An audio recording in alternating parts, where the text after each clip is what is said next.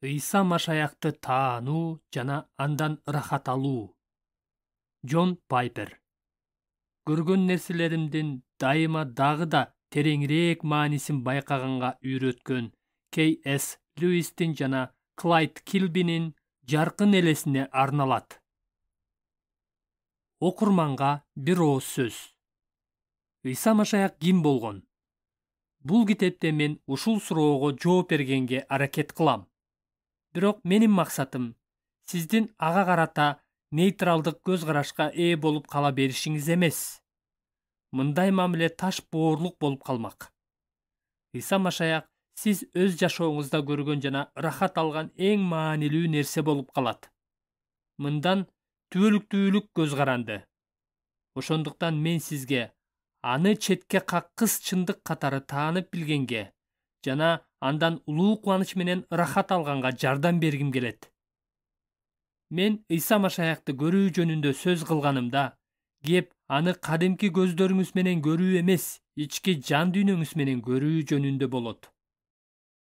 Бул дүйнөнү таштап, атасынын жанына кетээрдин алдында Ыйса: бир аздан кийин мени көрө албай каласыңар, бирок кийин Адам уулунун асмандагы булуттар үстүндө келе жатканын көрөсүңөр деген. Жакан 16 бап 17 аят, Марк 14 бап 62 аят. Иса бул сөздөрдү айткан маалда адамдар аны кадимки көздөрү менен көрүшкөн. Бирок ыйык китеп биз эми көргөнүбүз боюнча эмес, ишеним менен жашап жатканыбызды айтат. 2 Корунтуктар 5 бап 7 аят. Биз Исаны кадимки көздөрүбүз менен көргүдөй ал азыр жерде эмес. Кайра кайтып келип, бардык адамдарга көрүнгөнгө чейин ал асманда болот. Бирок ыйык китеп биз Исаны башкача мааниде көрө аларыбызды айтат. Ыйык китепте аны ички жан дүйнөбүз менен көрүү жөнүндө Кудайдын бейнеси болгон Машаяктын даңкын жарыялаган жакшы кабардын жарыгын көрүү жөнүндө сөз болот. Эфестиктер 1 бап 18-ден 19-га чейин. 2 Корунтуктар 4 бап 4 аят. Иса өзү да эки түрдүү көрүү жөнүндө сөз кылган. Анын сөзүн түшүнбөгөн калың эл жөнүндө ал карап турушса да көрүшпөйт деген. Матай 13 бап 13 аят. Көрүүнүн бир түрү денелик көздөр менен көрүү. Ал эми экинчи түрү рухий көздөр менен көрүү. Рухий көздөрүбүз менен көргөнүбүздө Ыйса Машаяк канчалык чын, ажайып жана асыл экенин баамдай алабыз. Андыктан бүгүнкү күндө көздөрү көргөн көптөгөн адамдарга караганда, сокур адам Машаякты жакшыраак көрө алышы мүмкүн. Баарыбыз эле Ыйса жөнүндө баяндарды окуп, аны билген адамдар сөз менен сүрөттөп берген нерселерди көрүп, элестете алабыз. Бирок чындыкты, сулуулукту жана чексиз баалуу нерсени баары эле көрө бербейт. Кээ бир адамдар мифтерди, ойдон чыгарылган окуяларды гана көрөт.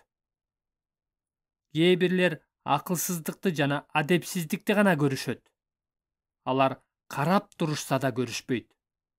Муну жаш баланын Микеланджело тарткан сүрөттү карап, комикстерди, жөнөкөй сүрөттөрдүн жардамы менен айтылган күлкүлүү баяндарды андан артык көргөнүнө окшоштурсак болот.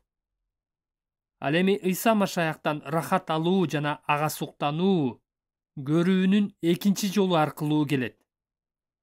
Чыныгы ажайып жана баалуу нерсени көргөнүңүздө андан рахат аласыз.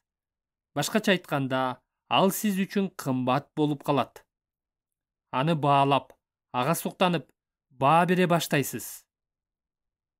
Рухий көздөр менен көрүү жана рухий мааниде суктануу бири-бирине тыгыз байланыштуу. Андыктан мындай десек жаңылышпайбыз. Эгерде сиз Машаякка суктанбасаңыз, анда анын ким экенин али көрө элексиз.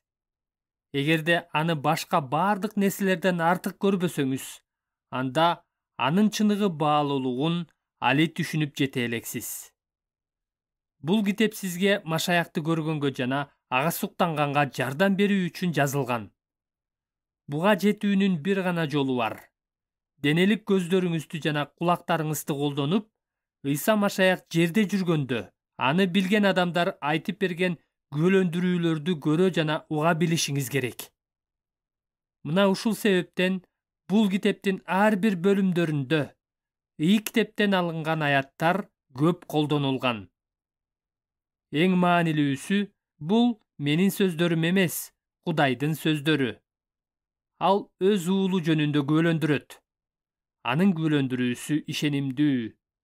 Ал сизге көрө алган көз жана суктана алган жүрөк берсин.